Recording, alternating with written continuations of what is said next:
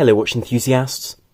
In this day and age we owe a great deal to the world of aviation, and this is a world which has evolved through the dangerous pursuits of a great deal of people at the start of the 20th century, and throughout this period as advances have been made more quickly than any other period in terms of this travel through the air. And aviation is something which has given us our expectation of fast travel to remote places, as well as the incredible technology that we now see in space programs, as well simply as the way that warfare is conducted these days. But one other thing that aviation has given us is a style of pilot's watch, which gives us high legibility, a large size of case, and a great deal of forms that now have become very common in the world of wristwatches. And this is a wristwatch from Laco, the Model G, which is a new piece made in collaboration with Page & Cooper, who, as you know, are a dealership here in the UK, which I must say I respect a great deal, which I've bought my Zin from, as well as my Autodromo before that, and I found them to be an excellent company, who are very, very professional and really know their trade. And so in this case, this is a watch which they were very, very kind to send to me just to have a look at and to review, and it really is my honour to be able to show this watch, because only 25 of these pieces are going to be made. Of course, as is always the case, I'm not being paid to produce this review in any way. I've been simply given the opportunity by Page & Cooper to show this watch because I've known about this watch for a little while, and I must say I was extremely keen to show it, bearing in mind the admiration I have for Laco as a brand. But this is a timepiece which doesn't hail from their watches of the 1930s and 40s, which they're known for, in terms of their large Flieger watches, with simply the time, which were incredibly legible watches in their period, with a phenomenally large case and manually wound movements. This watch instead takes inspiration from a period that's far later. Indeed, this watch celebrates German innovation in the 1970s and 80s, because this is a watch which, as has been presented and explained by Page & Cooper, is a piece which takes inspiration from the period when the German Air Force were using the F-4 Phantoms, the Mach 2 fighter planes, which have been really so iconic because of their design being highly individual with a very different tail. But of course this watch also takes inspiration from a period when BMW and Porsche were really coming into their own in the world of motorsport, where one sees images of them at the Nürburgring, for example, with BMW 3-litre CSLs and the later 3.5-litre models, as well as Porsche 935s, a personal favourite of mine, with their incredibly powerful turbocharged flat-six engines. But this is a watch which celebrates that period of technological advance, and really a period which is often not celebrated in terms of watches. And so this moves the Flieger style on into this period, with the chronograph function, the fantastic tricompax layout of that chronograph, and the general detailing which is just far later, as well as those thicker lugs, and a style which is more stocky and perhaps more modern in terms of its design. Now immediately from the proportions, this watch is a far more modern timepiece. With those Fliegers coming in at 55mm, this piece is a far more wearable 44mm by 15mm in thickness, and 50mm from lug to lug. Now the watch is by no means small, it's a very hefty piece, but carries its weight extremely well thanks to the heavily curved lugs, which incidentally are the lowest point of the case, which is I think a very clever move because it means the case back can then be pushed upwards, meaning the whole watch fits much better on the wrist. And so I'd say the watch wears small for a 44mm watch, and this is what I've heard from many people who have tried this watch on, and indeed from those who I've asked to try the watch on and just tell me what they think. And the watch itself has a format which is immediately legible. As you can see, it has those fantastic sword-style hands and that iconic logo of luminescence at 12 o'clock, as you can see, which is such a quintessential part of these pilot designs. The dial is matte black, but of course has been aged, because the base of this watch is, or at least the closest thing in the Laco range, is the Monte Carlo, which is a watch which comes in at about £1,600. And this watch is really the Erbstück model of that, the aged model of that, with slight adjustments made, as well as a brilliant level of care taken with the case. And I think I really ought to start there with the case, because of course the case of this watch, as you can see, is beaten and battered in a way which is uncharacteristic for a new watch, or at least one would imagine. Because the case of this watch, one can still see elements of the brushing on it and the polished surfaces. But this watch, as the whole watch is in fact made in Germany and is handmade in Germany, the whole of the case has been aged and battered by a single person, because there's one person who does these cases like this in this Erbstück style to give this aged format to the cases, which is an incredible attention to detail. And the price of this watch is £2,495, and there are only 25 of these that are going to be made. And the reason for this is just how the time-consuming nature of making these cases age like this.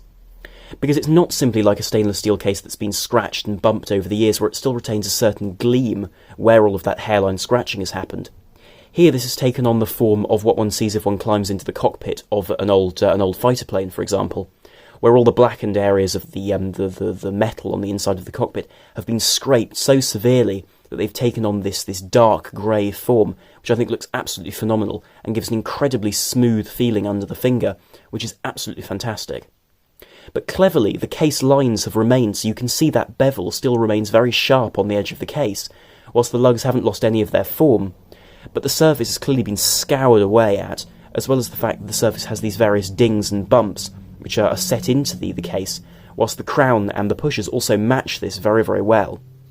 And this has been continued throughout the case, as you can see, with the Made in Germany stainless steel sapphire crystal 5 atmospheres on the back. Because wonderfully, despite the fact this case has been pitted, as you can see, with these small divots in its surface as well as the larger bumps, the case remains water resistant to 50 metres.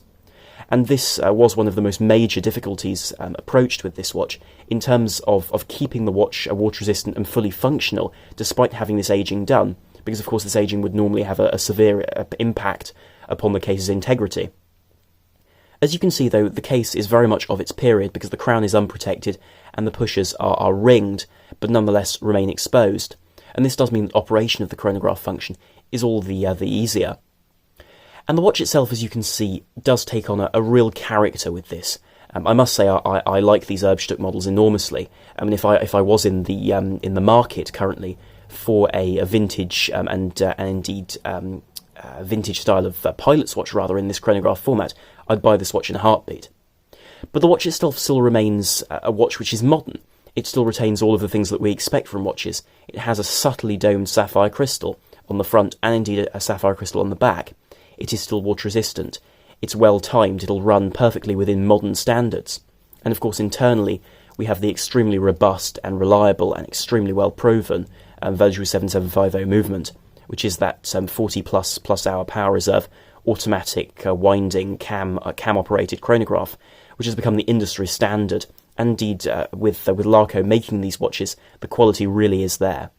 Now, I find that the use of Velgio 7750 was extremely appropriate for this watch. On the basis, this piece is designed to be a model which is able to be beaten around and bashed about with very little concern as a result of it already being aged, and the fact that it is a modern watch with all of those tight tolerances we expect.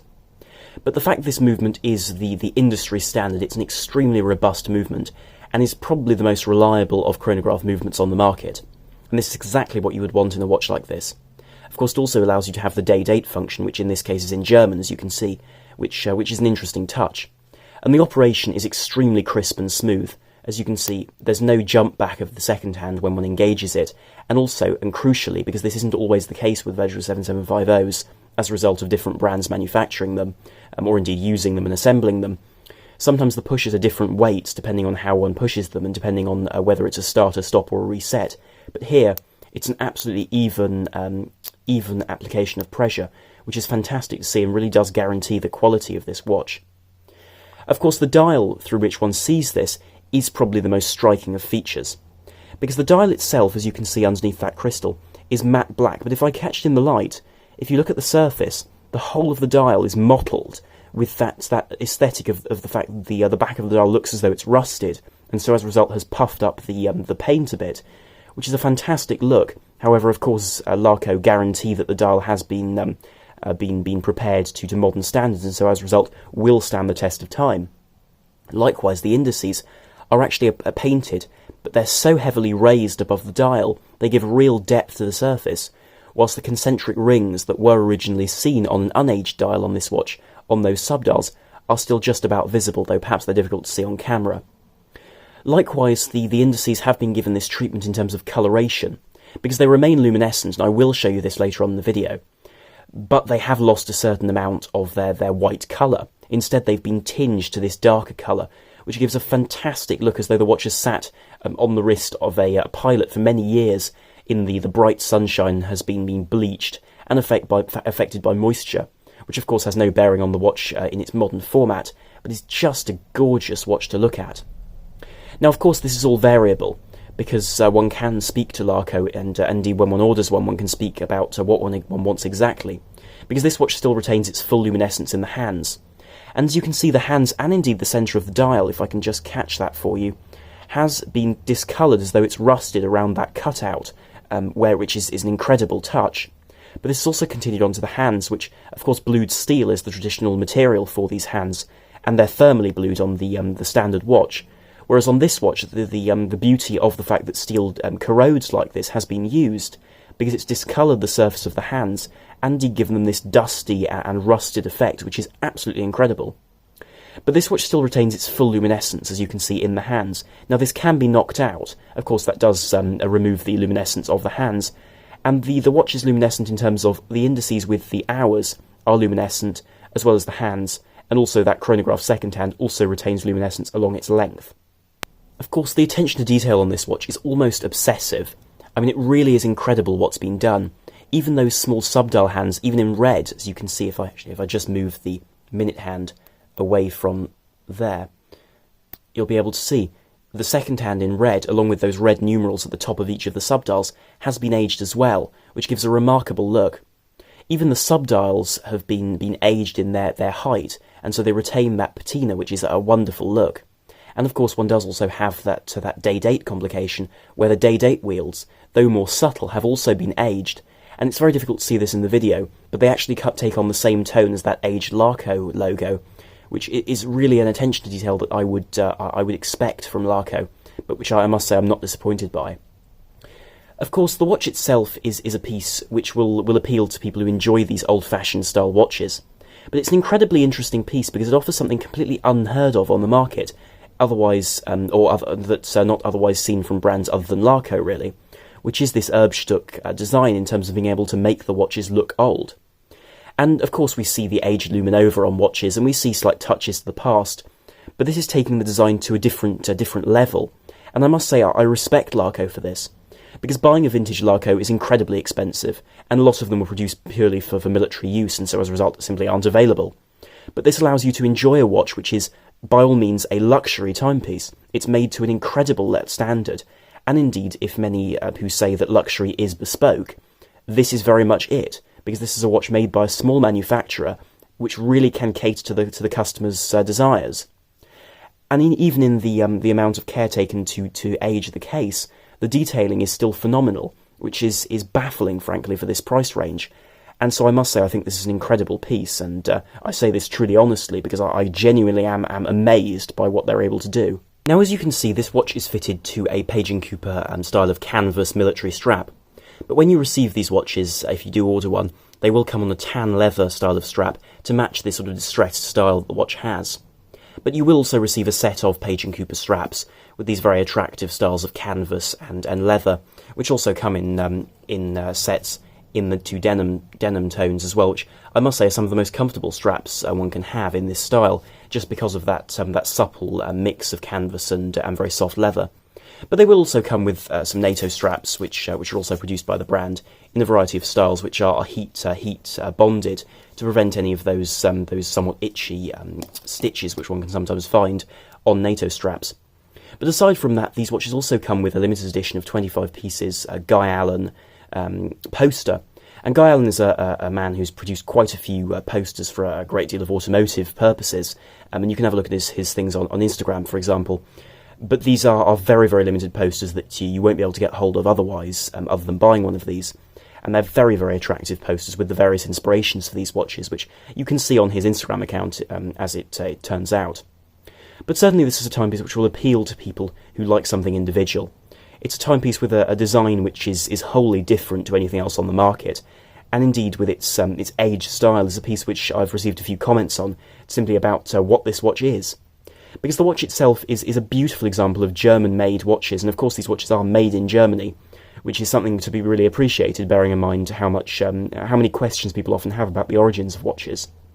Now, one other aspect to note is the fact that this watch is a piece made by a brand which is still small, a small brand which is able to produce these watches in a personal way. So when you buy one of these watches, you can specify how you want it aged, if there are any details you want changed, if you want the hands to have their luminescence knocked out, or exactly what you want done to the watch, which is simply a service you can't expect to get from some of the larger manufacturers. And I think this is something to be appreciated because whilst we love the Omega Speedmasters, some of the brightening Navi timers, you don't get this personal aspect with them. And as much as I do love those designs, and believe me I do, the design of this watch is individual and personal to this brand. And the beauty of the brand is that you can meet the director, the people working there, the individuals who are so enthusiastic about the watches they produce, which is wonderful to be able to see, and a real testament to the quality of their company and their builds. And so this watch on the wrist, as I shall show you by simply putting it on.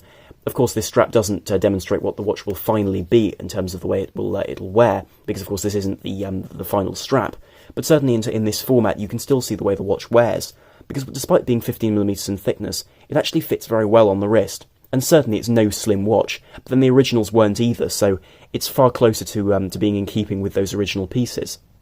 But it is still 50mm from lug to lug, so it is quite long, but the curvature, as I've said, means that it'll fit around a wrist, rather than necessarily having to have a wrist which is 50mm in flat surface length. And so, as you can see, my wrist isn't a problem in terms of being affected by the pushes or the crown, which is still very easy to activate, stop or reset. And so I'll turn the lights out now to show you the watch in the dark in terms of its luminescence, which was always a key part of these Flieger watches, these pilot's watches. And so indeed I'd like to show you the way the Erbstück processor has affected this, and show you how that impacts the legibility. Now here is the watch in the dark, and as you can see the subdials aren't luminescent, but rather every 5-minute mark with the hour is still there. Likewise the chronograph second hand is also luminescent down its length, though that red section on its tip isn't luminescent. As you can see it pass over each index, you can see that red end. But of course the hands themselves are still extremely bright, as you can see, which certainly is extremely useful in the dark, and that Erbstück process has taken away a certain amount of the legibility, because certainly the indices themselves have lost a certain amount of that brightness, as opposed to a crisp modern example. However, I must admit, for the average user, if you put this beside your bed table, it will still turn into a night clock, as a result of the brightness and the size of those hands really being able to hold a lot of the luminescence. And this luminescence you see here is from simply using the watch in daylight on my wrist with short sleeves, and so as a result this is what you can hope to expect if you put it on your wrist. Now it may well be brighter if you put it in front of an extremely bright lamp before going to bed, but I think this is probably the more realistic test, and so as a result this is how I've shown it. Now I'll turn the lights back on now and conclude the video. And so what we have here is a fantastic example of what can be achieved in terms of recreating a vintage watch and celebrating a time from the past, which simply wouldn't normally be the case. And so I adore the fact this watch is designed to imitate that 1970s and 80s style, where these watches were being reused in terms of the general design of the original Flieger, but in a more modern application with the use of jets by this stage. And of course, I'm very fond of that period of motor racing, just because I tend to be quite anachronistic for my period, and so as a result, I do like the sort of the ability to look back on these former times, when indeed, for example, motor racing was far more wild in terms of what the cars could do, and so I find this watch an extremely appealing option. And the beauty of the finishing of this watch is just fantastic. It's verging on the obsessive in terms of the care taken with the case. And indeed the dial, even that surface patina on the dial is just fantastic. And so you've heard my enthusiasm about this watch, but I'd be very interested to hear what you think in the comments down below about this timepiece and the whole package, because I think it's one of the most interesting pieces in terms of the limited runs made by Page & Cooper, along with that blue-dialed U1 produced a while back called the Blue One. I must say I really do like this watch a great deal. And so do tell me what you think in the comments down below. And if you did enjoy the video, then please do like, share and subscribe to help the channel and to be able to enjoy more content here in future. So thank you very much for watching. This is Armand the Watch Guy, out.